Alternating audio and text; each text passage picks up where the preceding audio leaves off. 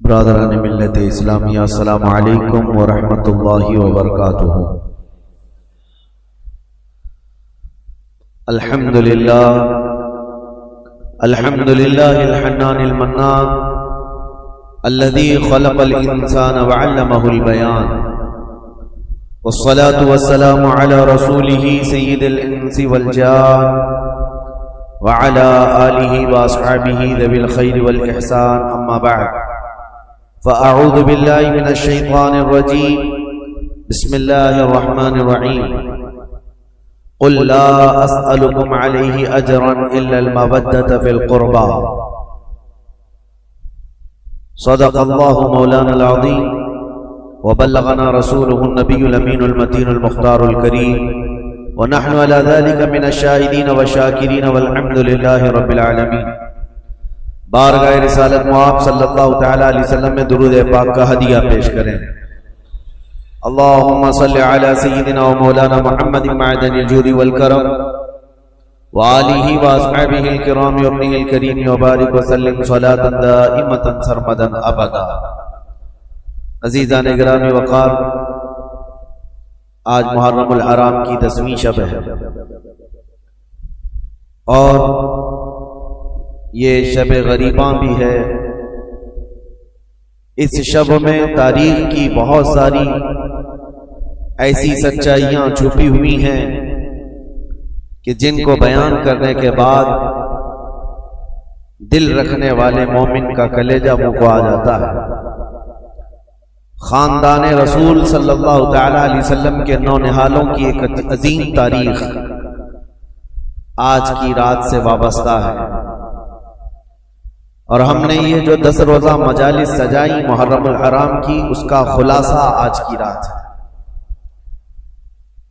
کیونکہ ہر سال یہ 10 مجلسیں جو ہوتی ہیں پہلی محرم سے لے کر 10ویں تک، ہم ان میں الگ الگ موضوعات پر گفتگو کرتے ہیں، اور اس سال ہمارا یہ دستور تھا کہ تاریخ اسلام آپ کے سامنے رکھنی تھی، جو رسول کریم صلی اللہ تعالی علیہ وسلم کی بعثت سے پہلے، آپ کے اعلان نبوت سے پہلے سے لے کر جو عرب کے سیاسی، مذہبی، اخلاقی حالات اور پوری دنیا کے حالات اور دنیا کا، عرب کا جغرافیہ آپ کے سامنے رکھا، اور پھر نبی کریم صلی اللہ تعالی علیہ وسلم کی دعوت سے لے کر اسلام کی نشو و نما، ترویج و اشاعت بیان کی گئی۔ ان 10 روزہ مجالس میں پھر آپ نے چاروں خلفائے راشدین کے زمانے اور ان کے زمانوں میں ہونے والی فتوحات اسلامیہ اور عظیم عظیم کارنامے اس سال آپ کو سنائے گئے۔ مقصد میرا یہی تھا کہ تاریخ کی سچائیوں سے آپ کو جوڑ دیا جائے، تاکہ کوئی بھی اسلام کا بدخواہ اور دشمن صحابہ یا دشمن اہل بیت، دونوں میں سے کوئی بھی آپ کے ذہن کو خراب نہ کرے اور تاریخ کو ون سائیڈ بتا کر یا ایک حصے کی تاریخ بتا کر آپ کو گمراہ کرنے کی کوشش نہ کرے۔ اس لیے میں نے پوری تاریخ آپ کے سامنے رکھی۔ تاریخ اسلام میں اسلام کی سرحدیں مدینہ طیبہ کی سرحدوں سے نکل کر کہاں کہاں تک پہنچی، آپ نے سماعت کیا۔ مولا علی کرم اللہ وجہ الکریم کے زمانے تک 30 سال ہوتے ہیں خلفائے راشدین کا زمانہ، لیکن اسلام افریقہ کی سرحدوں میں، افریقہ کے جنگلات سے بھی نکل چکا، یورپ کی سرزمین پر، ایشیائی کوچر میں، ترکی میں داخل ہو چکا ہے، آذربائیجان، آرمینیا، جارجیا، یہ سارے ان ممالک تک اسلام کی سرحدیں پھیل گئی، حتیٰ کہ حضرت امیر معاویہ کے 20 سالہ دور میں اسلام سندھ اور ہند تک پہنچ چکا۔ یہ تاریخ ہے، اسلام پھیلتا رہا، جس کو علامہ اقبال نے کہا تھا کہ تھمتا نہ تھا کسی سے سیل رواں ہمارا، باطل سے ڈرنے والے ہیں آسمان نہیں ہے، ہم 100 بار کر چکا ہے جو امتحان ہمارا، توحید کی امانت سینوں میں ہے ہمارے، آسان نہیں مٹانا نام و نشان ہمارا۔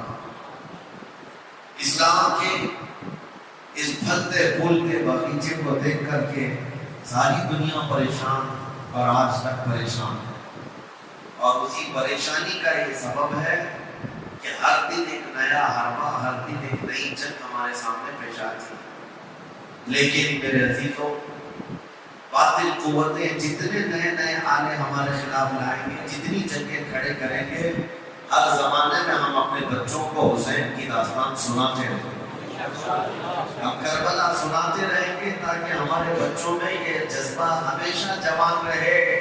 یہ اب کے دور میں آنے والی مصیبتیں یہ کوئی نئی نہیں ہے، ہمارے آبا و اجداد نہیں، 14 صدیوں سے مسلمان یہ سب جھیلتے آ رہے ہیں۔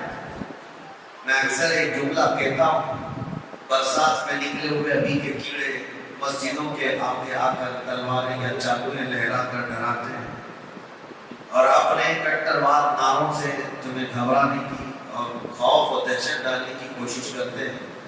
ہو سکتا ہے وہ بچے ڈر جائیں جن کو تاریخ یاد نہ ہو، اور جنہیں تاریخ یاد ہو تو ان کی زبان پر تو یہ شعر آنا چاہیے، ڈل نہ سکتے تھے جنگ میں اگر آ جاتے تھے، عام شیروں کے بھی میدان سے اکھڑ جاتے تھے، حق سے سرکش ہوا کوئی تو بگڑ جاتے تھے، ارے تیز کیا چیز ہے، ہم توپ سے بھی لڑ جاتے تھے۔ ہمیں ان تمام چیزوں سے گھبرانے اور ڈرنے اور خوف کرنے کی ضرورت نہیں ہے۔ عزیزہ نگران اوقات، آج کے دن سے میں نے اعلان جیسے کیا تھا کہ اب تاریخ کو ہم آگے لے کر کے چلتے ہیں۔ امیر معاویہ کی خلافت کا دور، ان کے حکومت کا دور ختم ہوا 60 ہجری میں۔ اب زمان خلافت کس کے ہاتھ میں آئے، ایک بہت اختلافی مسئلہ تھا، کنٹروورشل تھا۔ صحابہ اس وقت تھے اور بڑے بڑے تابعین بھی موجود تھے، لیکن چونکہ آپ نے تاریخ سماعت کی ہے کہ حضرت عثمان غنی کے قتل کے بعد سے حالات کس قدر بدلتے چلے گئے تھے، اور حضرت علی کرم اللہ وجہہ الکریم کا زمانہ خلافت جو 5 سال 5.5 سال چلا، یہ آپسی اختلافات کی نظر ہو گیا، مسلمانوں کی آپس میں جنگیں ہونے لگی، اور اس میں بھاری نقصان ہوا۔ 2 جنگوں میں اگر آپ اندازہ کریں، ایک جنگ میں 12,000 لوگ قتل ہوئے اور دوسری جنگ میں 70,000 لوگ قتل ہوئے۔ مسلمانوں کی بہت بڑی تعداد کا نقصان ہوا ایسا۔ تو ان کے بعد پھر امیر معاویہ نے 20 سال زمان حکومت کو سنبھالا۔ اب ایک مسئلہ یہ درپیش ہوا، جیسے کہ کل میں نے آپ کو بتایا، حضرت امیر معاویہ نے اپنے انتقال سے پہلے ہی اعلان کر دیا اپنے بیٹے کی خلافت میں، یزید کو اپنا جانشین بنا، اور یہ الزام ان کے سر پر رکھ کر کے امیر معاویہ کو بھی آج تک لوگ طعن و تشنیع کا شکار بناتے ہیں۔ حضرت امیر معاویہ تو بہت برا بھلا کہتے ہیں کہ یہ ساری ذمہ داری امیر معاویہ کے سر جاتی ہے۔ اگر وہ خلیفہ نہ بناتے یزید کو تو نہ کربلا ہوتا، نہ امام حسین شہید ہوتے، نہ ہی اتنے برے حالات ہوتے۔ یہ ساری چیزوں کے ذمہ دار امیر معاویہ ہیں۔ یہ سوال ایسا گردش کرتا ہے کہ ہمارے بھی بھولے بھالے لوگوں کے دلوں میں یہ بات آتی ہے کہ امیر معاویہ کو نہیں کرنا چاہیے تھا، اپنے نالائق بیٹے کو خلیفہ کیسے مقرر کر دیا۔ پہلی چیز تو یہ ہے کہ کوئی ایک روایت بھی ایسی ثابت نہیں کہ جس میں امیر معاویہ یہ جان بوجھ کر کے کہ اس کا فسق و فجور، اس کی نالائقی ان کو معلوم تھی، اس کے باوجود بنایا، ایسی کوئی روایت نہیں۔ ان کے زمانے میں یا ان کے سامنے یزید کا فسق و فجور علل اعلان نہیں تھا، ورنہ تو وہ صحابی رسول ہیں۔ ان کے بارے میں اس طرح کا طعن و تشنیع کرنے سے صحابی رسول کے عدل پر اعتراض اٹھ جائے گا۔ ان کے علم میں یہ چیز نہیں تھی، پہلی بات تو یہ ہے۔ اور اگر سوال یہ ہو ان کے اوپر کہ اگر وہ نہ بناتے تو اتنا سارا معاملہ ہی نہیں ہوتا، تو سوال تو حضور پاک صلی اللہ تعالی علیہ وسلم کی ذات پر بھی تم کرنے لگ جاؤ گے۔ اعتراض کرنے والوں سے کہہ رہے ہیں کہ حضور صلی اللہ تعالی علیہ وسلم تو مخبر صادق ہیں، غیب کی خبریں جاننے والے رسول کریم صلی اللہ تعالی علیہ وسلم کو جبرائیل امین نے یہ امام حسین کے بچپن میں اطلاع دے دی تھی کہ ان کو آپ کی امت قتل کرے گی. یہ روایت تو سنیں نا. بچپن میں امام حسین کی شہادت کی خبر مشہور ہو گئی تھی. تو رسول کریم صلی اللہ تعالی علیہ وسلم کو یہ معلوم تھا کہ امام حسین شہید ہونے والے ہیں. تو کیا یہ نہیں معلوم ہوگا کہ کس کے ذریعے سے قتل ہونے والے ہیں؟ تو یزید کے ذریعے سے اگر امام حسین قتل ہونے والے معلوم ہیں حضور کو، تو حضور صلی اللہ تعالی علیہ وسلم امیر معاویہ کو بلا کے وصیت کر جاتے کہ اے معاویہ، جب تیرے گھر کوئی بیٹا پیدا ہو یزید، اس کو خلیفہ کبھی نہ بنانا ورنہ میرا نواسہ قتل ہو جائے گا. نبی کریم صلی اللہ تعالی علیہ وسلم نے امیر معاویہ کو اس طرح کی کوئی وصیت نہیں کی. تو اعتراض کرنے والے یہ بھی کر سکتے تھے یا یہ بھی کریں گے کہ رسول اللہ صلی اللہ تعالی علیہ وسلم نے وصیت نہیں کی معاویہ کو، جس کی وجہ سے کربلا جیسے حالات پیش آ گئے اور حسین اعظم کا قتل ہو گیا. بلکہ میں تو یہ کہوں گا جن کی عقل ٹھکانے پر نہیں ہے وہ تو یہ بھی اعتراض کریں کہ اللہ کی ذات پر اللہ نے یزید کو پیدا ہی کیوں کیا؟ کیا رب تعالیٰ نہیں جانتا تھا؟ اللہ رب العزت کے علم میں ہر شے ہے. معاملہ یہ ہے میرے عزیزوں، بہت سارے معاملات اگر تم کسی پرٹیکولر ایک ہی آدمی پر اعتراض کرو گے تو یہ حالات اور تقاضے کے مطابق نہیں ہے. بہت سارے معاملات ایسے ہیں جو اس روئے زمین پر صرف امتحان کے لیے لائے گئے ہیں. یہ دنیا دار العمل ہے، یہ دنیا دار الامتحان ہے. یہاں ہر کوئی اپنا امتحان دینے آیا ہے. اور جو سوالات اس طرح کی گردش کرتے کچھ ان کی طرف سے کچھ ان کی طرف سے، آپ کو پتا ہے اللہ کا کروڑوں احسان ہے کہ رسول کریم صلی اللہ تعالی علیہ وسلم کی حدیث یاد کرو. حضور صلی اللہ علیہ وسلم نے حضرت علی سے فرمایا تھا کہ اے علی، ایک جماعت ایسی ہوگی جو تم سے محبت میں مبالغہ کرے گی، غلو کرے گی، اوور کرے گی اور گمراہ ہو کر دوزخ میں جائے. اور ایک جماعت ایسی ہوگی جو تم سے دشمنی کرے گی، نفرت کرے گی اور وہ بھی دوزخ میں جائے گی. بس وہ لوگ جنتی ہیں جو درمیان میں ہیں. حضرت علی رضی اللہ تعالیٰ عنہ کی اتنا برابر بھی توہین نہیں کرتے اور ان کی محبت میں عقیدت میں اتنا غلو نہیں کرتے کہ ان کو نبی کے درجے تک پہنچائے. اور اس جماعت کا نام اہل سنت و جماعت.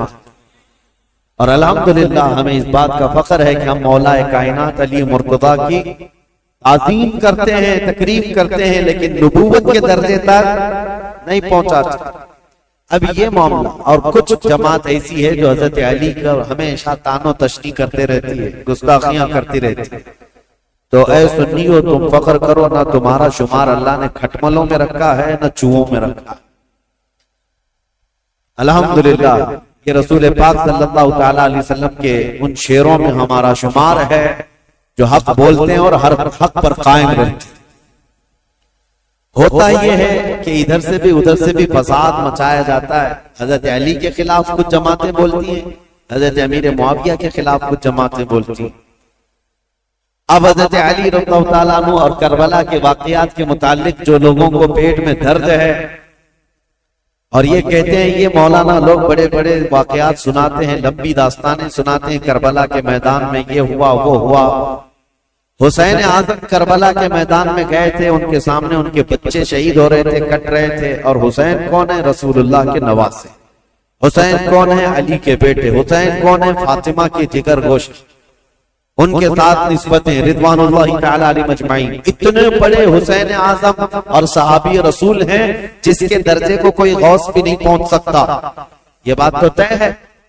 اب یہ سوال چوہوں کی طرف سے جو یہ کہتے ہیں کہ جب کربلا کے میدان میں وہ اپنے بچوں کو نہیں بچا سکے تو پھر کوئی غوث اور کوئی قطب کوئی ولی تمہارے پکارنے پر تمہاری مدد کیسے کر سکتے ہیں؟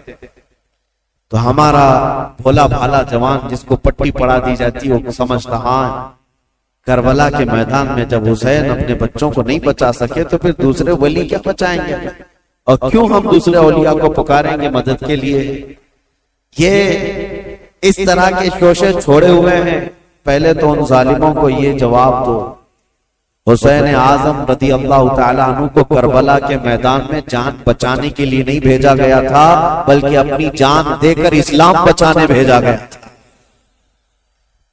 وہ وہاں جان بچانے نہیں گئے تھے بلکہ اپنی جان کی قربانی دے کر اسلام بچانے گئے تھے. اگر وہ کوشش فرماتے یقیناً پورا دریائے فرات ان کے قدموں پر موجیں مار رہا ہوتا. حقیقت بات ہے میرے عزیزوں، وہ دارالامتحان میں تھے. امتحان کے وقت وہ امت کو ایک عظیم درس دینے گئے ہوئے تھے. اس سے یہ ثابت نہیں ہوتا کہ وہ مدد نہیں کر سکتے، یہ مدد نہیں کر سکتے. ہم بغداد شریف میں تھے اور واپس آئے زیارت کی. ایک صاحب سے ہماری ملاقات ہوئی، انہوں نے کہا اچھا مولانا بغداد سے جا کر آ رہے ہیں، آپ کی جماعت تو غوث پاک کہتی ہے. کہا بالکل. کہا وہاں تو اتنے بم برس رہے ہیں، سنا ہے آپ نے؟ وہاں تو مسلمانوں کا قتل ہو رہا ہے، کتنے تو وہاں پر میزائل داغے جا رہے ہیں. کہا ہاں سنا ہے، ہو بھی رہا ہے، حقیقت ہے، ہم دیکھ کر کے بھی آئے. کہا تو پھر غوث کیا کر رہے ہیں آپ کی؟ کیا ان کو بغداد والوں سے محبت نہیں ہے؟ میں نے ان سے سوال کیا، غوث پاک کو بغداد والوں سے جتنی محبت نہیں ہوگی، اس سے کروڑوں درجے اللہ کو مومنوں سے محبت ہے. میں پوچھا اللہ کیا کر رہا ہے؟ یہ ولی کا مقام بعد میں ہے. اللہ کیا کر رہا ہے؟ کیا اللہ تعالیٰ کو ان مومنوں سے محبت نہیں ہے؟ نادانوں، اگر یہی سوال کرنا ہو تو پھر بدر میں، احد میں، خندق میں، ہر جگہ سوال یہ کرنا پڑ جائے گا کہ رب تعالیٰ نے مومن جماعت کی نصرت کیوں نہیں کی؟ جب دارالامتحان میں ہوتا ہے کوئی امتحان کے میدان میں، تو یہ نہیں دیکھا جاتا کہ اس کی جان بچ رہی یا کون بچا رہا ہے، بلکہ یہ دیکھا جاتا ہے کہ اس کے قدم کتنے مضبوط ہیں. استقامت کا امتحان ہوتا ہے. بہرحال سوالات بہت، اعتراضات بہت، اور ہمارا وقت اس میں ختم ہونا چلے جائے. ہم تاریخ کی طرف آتے ہیں.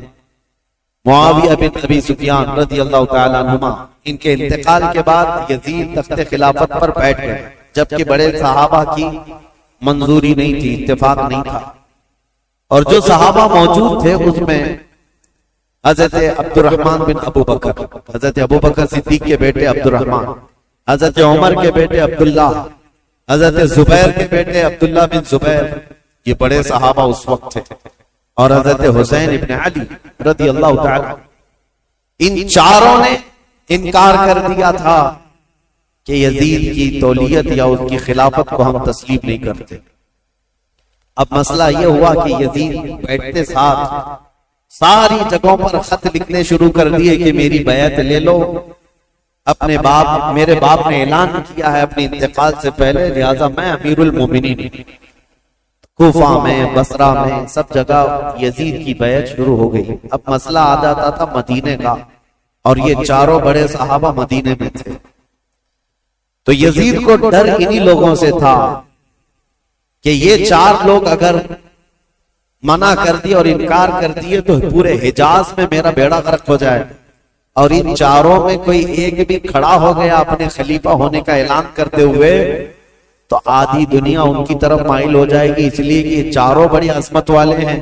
ایک صدیق اکبر کا بیٹا، ایک فاروق اعظم کا بیٹا، ایک حیدر کرار کا بیٹا، ایک عبدالزبیر رضی اللہ تعالیٰ عنہ کا بیٹا.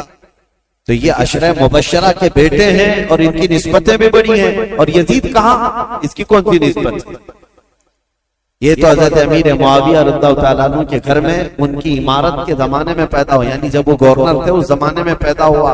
ان چاروں صحابہ سے عمر میں بھی چھوٹا، اور عمل کا تو دور دور تک کوئی واسطہ ہی، کیونکہ تاریخ میں یہ ساری چیزیں محفوظ ہیں آج بھی. یزید دن رات عیاشی میں مبتلا رہا، کیونکہ اس نے عمارت دیکھی تھی اور مالداری دیکھی تھی، جس کی وجہ سے اس کے فسق و فجور کا سب بعد میں لوگوں کو پتا چلا جب وہ تخت پر بیٹھا. بندروں کو کھلانا، نچانا، کبوتر بازی کرنا اور باندیوں سے اور غلاموں سے رقص کروانا، یہ ساری چیزیں اس کے ساتھ موجود تھی. اب یہ خبریں جب مشہور ہو گئی تو کیا جو رسول اللہ کے صحابہ ہیں ایسے شخص کو امیر تسلیم کر سکتے تھے جنہوں نے خلفائے راشدین کا زمانہ دیکھا، جو چاروں خلفاء کا زمانہ دیکھے ہوں اور جو خود رسول اللہ کو دیکھے ہوں، تو وہ اس عظیم اسلام کے دامن میں کسی ایسے شخص کو برداشت کر سکتے تھے؟ ہمارا اور تمہارا حال الگ ہے.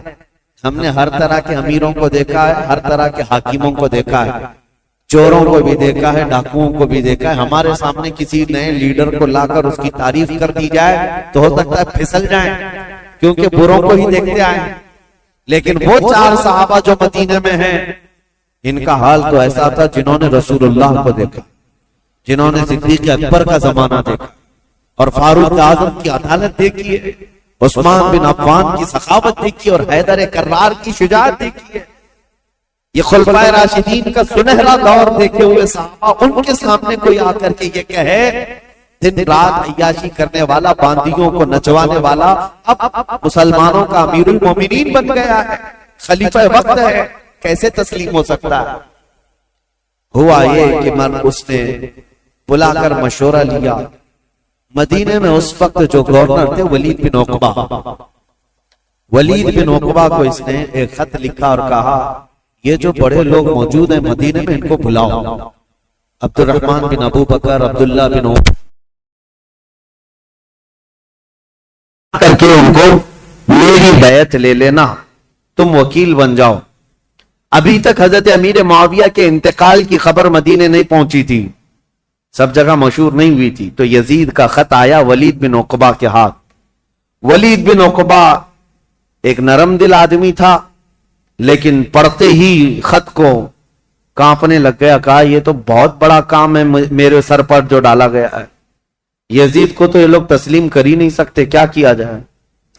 تو وہ ظالم مروان جس کی تاریخ ہے آپ نے سنا، حضرت عثمان ابن عفان کی مہر جس نے چرائی تھی، ان کے قتل کا جو سبب بنا تھا، مروان موجود تھا.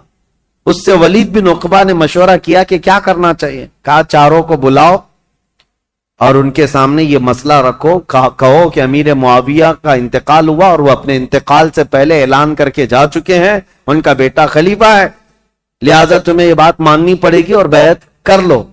اگر وہ یہاں پر نہیں مانتے تو ان کا قتل کر دو. مروان نے سیدھے قتل کا مشورہ دیا. یہ بڑے صحابہ کے متعلق ولید بن عقبہ نے کہا ہرگز میں اپنے ہاتھ کو ان کے خون سے رنگین نہیں کر سکتا. پھر بھی اس نے بلوایا. یہ چاروں صحابہ کو جیسی بلایا گیا، حضرت حسین ابن علی رضی اللہ تعالی، اگرچہ مدینے کو خبر نہیں پہنچی تھی حضرت امیر معاویہ کے انتقال کی، لیکن چاروں کو احساس ہو گیا کہ گورنر اگر ہمیں بلا رہا ہے تو یہ ملک شام کی آئی ہوئی کوئی خبر ہے. وہ اپنی تیاری سے ہی گئے تھے. حضرت امام حسین اپنے چند ساتھیوں کو لے گئے تھے اور کہا میں اندر جا رہا ہوں، اگر آواز بلند ہو جائے تو تم آ جانا اور پھر معاملات طے کیے جائیں گے. حضرت حسین، حضرت عبداللہ بن زبیر، عبد الرحمن بن ابو بکر اور حضرت عبداللہ بن عمر، یہ چاروں دارالحکومت میں آئے، گورنر ہاؤس میں. اور اس وقت ولید بن عقبہ موجود تھا اور مروان بھی موجود تھا. اس نے خط پڑھ کر کے سنایا یزید کا خط آیا ہے اور وہ خلافت کا حقدار تھا، اس لیے امیر معاویہ نے اس کے خلیفہ ہونے کا اعلان کر دیا، لہذا میں اس کا وکیل ہوں، یزید امیر المومنین کی طرف سے میں تم سے بیعت لیتا ہوں. حضرت عبد الرحمن بن ابو بکر وہ موجود تھے اور یہ دونوں صاحب عبداللہ بن زبیر، عبداللہ بن عمر، یہ کھڑے ہو گئے. کہا ہمیں 1 دن کی مہلت دے دو، 1 دن کی مہلت دے دو. وہ نکلے. حضرت امام حسین کو اس نے پکڑ لیا. کہا کیونکہ اسے پتا تھا کہ اب یہاں مضبوط خلافت کا کوئی دعوے دار ہے تو حضرت علی کے بیٹے ہو سکتے ہیں، کیونکہ ان کی طرف پوری دنیا مائل تھی. حضرت امام حسین سے پوچھا تو حضرت امام حسین نے کہا سب سے پہلی بات تو یہ ہے کہ ہم جیسوں کو یہ زیب نہیں دیتا کہ یزید جیسا شخص خلافت کے تخت پر بیٹھ جائے. ہمیں یہ زیب نہیں دیتا کہ ایسی کوئی خبر بھی ہم سنیں، کیونکہ یہ تخت خلافت کسی بادشاہ کا نہیں، یہ رسول اللہ کی نیابت کا ہے. رسول کریم صلی اللہ تعالی علیہ وسلم کی سنتیں جس کے اندر نہیں، وہ ان کی نیابت کیا کر سکتا ہے؟ تو ولید بن عقبہ نے کہا معاملہ گرم ہو جائے گا، حسین تو تیار نہیں. پھر کہا نہیں، آپ کو تو بیعت کرنا ہوگا. حضرت امام حسین نے کہا میں اس طرح چھپ کر بیعت کرنے والا نہیں، جب سارے مدینے والے سب لوگ بیعت کریں گے تب میں بھی علل اعلان آؤں گا، سب کے ساتھ آؤں گا، آج مجھے جانے دو. ولید بن عقبہ نے ان کو بھی جانے دیا. ٹھیک ہے. جیسے ہی یہ گئے، مروان بن حکم کھڑا ہوا اور کہا ولید بن عقبہ کو، کہا کہ تو نے بہت بڑا موقع گنوا لیا، آج ان کو قتل کر دینے کا سب سے بہترین موقع تھا، تو گنوا لیا، اور تو آج ان سے بیعت نہیں لے سکا. مروان کہہ رہا ہے دیکھ لینا زندگی پر اب تجھے حسین سے بیعت کبھی نہیں مل سکی. ایک بار وہ یہاں سے جا چکے ہیں، حسین کبھی بھی بیعت نہیں کر سکتے، تیرے لیے اچھا موقع تھا.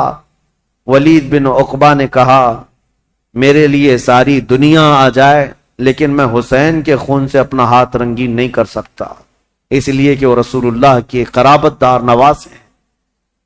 تو مروان بن حکم نے ولید بن عقبہ کی شکایت لکھ کر کے بھیجی یزید کے پاس کہ اس کی نرم دلی کی وجہ سے یہ چاروں چلے گئے. اور ہوا کیا، عبداللہ بن زبیر اور عبداللہ بن عمر رات کے وقت ہی اپنا سامان لیے اور مکہ چلے گئے، مدینہ طیبہ چھوڑ کر چلے گئے کہ دوسرے دن پھر یہ گورنر بلائے گا اور زبردستی کرے گا. لیکن مکہ میں جائیں گے تو حرم پاک میں خانہ کعبہ کے اطراف کوئی کسی کو زور زبردستی نہیں کر سکتا جو حرم میں جائے گا. جنگ بھی حرام ہے، قتل و قتال بھی حرام ہے. تو یہ صحابہ وہاں چلے گئے اور وہاں جا کر انہوں نے پناہ لی. اب امام حسین مدینہ میں تھے. دوسرا دن آیا تو پھر دوسرے دن پھر اس نے بلایا ولید بن عقبہ نے کہ آؤ. امام حسین رضی اللہ تعالیٰ عنہ نے آج پھر کہا کہ نہیں، میں اس بیعت کے لیے راضی نہیں ہوں اور مجھے زور زبردستی نہ کیا جائے. ولید بن عقبہ نے کہا اے حسین ابن علی، میں آپ کی تعظیم کرتا ہوں، آپ کی عزت کرتا ہوں، لیکن میرے اوپر ملک شام کا حکم آیا ہے، پریشر میں ہے، میرے اوپر دباؤ ہے، لہذا ایک ہی راستہ ہے کہ آپ یا تو میرے اس شہر میں یا حدود میں نہ رہیں جہاں میری گورنری ہے، یا تو بیعت کر لیجیے. امام حسین نے کہا میں شہر تو چھوڑ دوں گا لیکن بیعت نہیں کروں. اور کون سے شہر چھوڑنے کی بات؟ مدینۃ الرسول. امام حسین اپنے خاندان والوں کو آ کر بتاتے ہیں، اور امام حسین نے اہل بیت کے گھرانے میں یہ بات بتائی کہ آج ہمارے لیے ایسی حالت آ گئی ہے، مدینے میں رہنا ہے تو ہمیں اس کی بیعت قبول کرنا ہوگا اور اس کو امیر المومنین تسلیم کرنا ہوگا، یا تو پھر مدینے سے باہر نکل کر جیسے میرے دو بھائی مکہ چلے گئے، عبداللہ بن زبیر اور عبداللہ بن عمر، اسی طرح مجھے بھی مکہ حرم کعبہ میں جانا ہوگا. اہل بیت کا بچہ بچہ کہنے لگا رسول کریم صلی اللہ تعالی علیہ وسلم کا شہر چھوٹ رہا ہے، اے امام علی مقام، اس کو گوارا کر لیں گے لیکن رسول اللہ کی شریعت چھوٹ جائے یہ گوارا نہ کریں. حضور کے شریعت پر اور اسلام کی تاریخ میں ایسا کوئی دھبا آ جائے یہ گوارا نہ ہو. میں آپ کو بتاتا ہوں یہ مسئلہ کتنا اہم تھا. ظالموں کو پتہ نہیں جو اوپر اوپر کی تاریخ پڑھتے ہیں اور بک بک کر کے ٹی وی میں چلے جاتے ہیں کہ امام حسین نے خواہ اپنے بچوں کو جھونک دیا کربلا کے میدان میں اور یہ سیاسی جنگ تھی نعوذ باللہ. اور بعض یہ کہتے ہیں کہ خروج کیا، خروج کا مطلب ہوتا ہے بغاوت کیا. جب ایک امیر المومنین ہو گیا تھا، خلیفہ وقت ہو گیا تھا، تو امام حسین بغاوت کر کے کیوں گئے؟ اس طرح کے جو اعتراضات کرتے ہیں ان ظالم ناعاقبت اندیشوں کو خبر تک نہیں ہے تاریخ کی سچائیاں، انہیں معلوم بھی نہیں ہے. یہ ہو سکتا ہے یزید کی ذریت کے لوگ ہوں یا یزید کے مشاغل اور اس کے کاموں سے اتفاق رکھتے ہوں، اسی لیے اس کو آج بھی رضی اللہ عنہ لکھتے ہیں. آج بھی ایسی قوم موجود ہے. ایک طرف رسول اللہ کا پورا گھرانہ ہے. کیا امام حسین جن کو رسول کریم صلی اللہ تعالی علیہ وسلم نے اپنی گود میں رکھ کر پالا ہو، بلکہ سیدنا ابو ہریرہ سے روایت ہے کہ حضور صلی اللہ تعالی علیہ وسلم امام حسین کا لعاب پاک، امام حسین کا لعاب تھوک خود حضور صلی اللہ علیہ وسلم اس طرح چوستے تھے. حدیث کے الفاظ ہیں کہ یمتص رسول اللہ صلی اللہ تعالی علیہ وسلم لعاب الحسین کما یمتص التمر. حسین کا لعاب رسول اللہ ایسے چوستے جیسے کوئی کھجور چوس رہا ہو. جس کے حلق میں نبی کریم صلی اللہ تعالی علیہ وسلم کا لعاب پاک گیا ہو، کیا وہ ناحق فیصلہ کرے گا؟ کیا وہ زور زبردستی رسول اللہ کے خاندان کو جنگ کے میدان میں جھونک دے گا؟ بات اتنی تھی کہ امام حسین کی نگاہیں بہت دور تک دیکھ رہی تھی، آج تک دیکھ رہی تھی. اسی لیے کسی شاعر نے کہا ہے کہ نہ پوچھ وقت ان بے کتاب اور ان بے زبان کتابوں سے، نہ پوچھ وقت ان بے زبان کتابوں سے، جب اذان ہوتی ہے تو سمجھ حسین زندہ ہے. ان اذانوں کو زندہ رکھنے میں اور اماموں کو زندہ رکھنے میں حسین کا نام ہے. حسین کی نگاہ، حسین ابن علی رضی اللہ تعالیٰ عنہ کی نگاہ یہاں تک دیکھ رہی تھی. مسئلہ اتنا نہیں تھا خلافت کا، بلکہ میں تو کہتا ہوں ہر آدمی کے پاس جب یہ آپشن رکھ دیے جائیں کہ آپ کے بچے محل میں رہیں گے، آپ کا فیوچر حسین ہے، وزارت ملے گی، سب کون چھوڑتا ہے؟ اگر امام حسین مان لیتے، جانتے ہو یزید کتنی خاطر مدارات کرتا، امام حسین کے لیے بہت بڑا مقام رکھتا، ان کے لیے نذرانے، وظیفے اور ان کے گھرانے کے لیے شاہانہ انداز میں سارے انتظامات رکھتا. کیونکہ جس سے خطرہ تھا جب وہ اس کے مطیع و فرمان بردار ہو جاتے تو حسین ابن علی رضی اللہ تعالیٰ عنہ کے لیے یزید خزانے کھول دیتا، اور یہ امام حسین کو معلوم تھا.